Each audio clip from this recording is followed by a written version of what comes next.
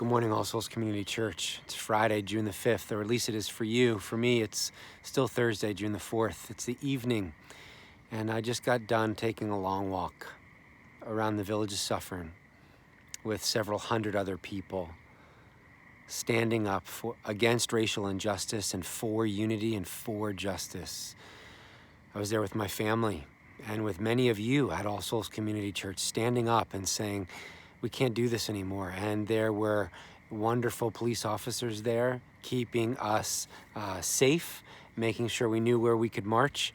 And there were wonderful leaders of this time together that were applauding the police officers, and they were working together. And the message that I heard over and over and over again was, we are one. We're the same. We're all human beings, and we have value and dignity. And can I tell you that at this rally, we stopped and prayed. I wasn't leading it. There was a young 20-something-year-old African-American girl who brought it together, and she stopped everyone, and we prayed together. And she prayed in Jesus' name.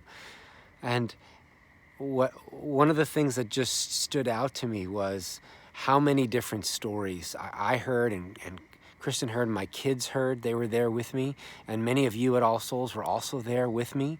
The story after story, and just the heartache and just the joy of, hey, we're in this together. Look at how many people showed up. We're in this together.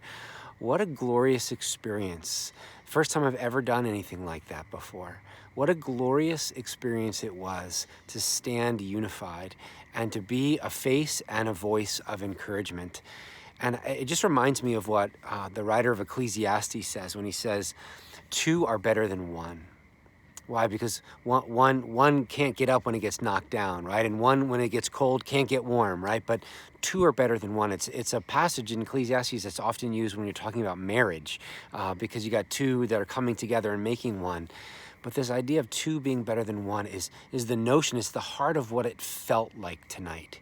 Is we're in this together, that there's nobody that wants injustice, and that it's going to be uncomfortable, it's going to be hard, but we want to press in.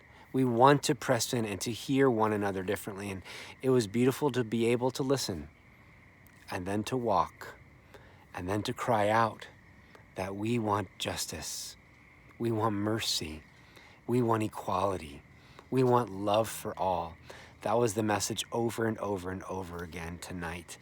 And I share it with you for your Friday morning because I want to encourage you to keep doing what we've been talking about.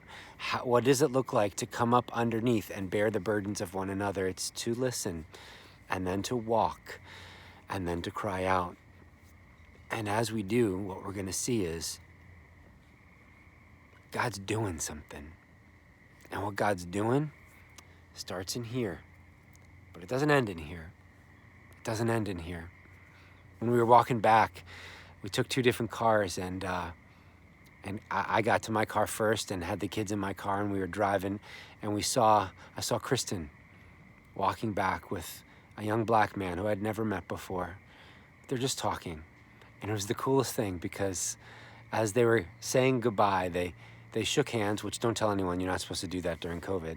They shook hands, and the cars that were passing by started honking on their horns. Yeah, we could do this. We can do this. Believer in Jesus Christ, we can do this. The power of God himself is inside of us. Who does he want you to love today? Who does he want you to reach out to today? To listen, to walk, to cry out together. We're in this together, friends. May God bless you this Friday.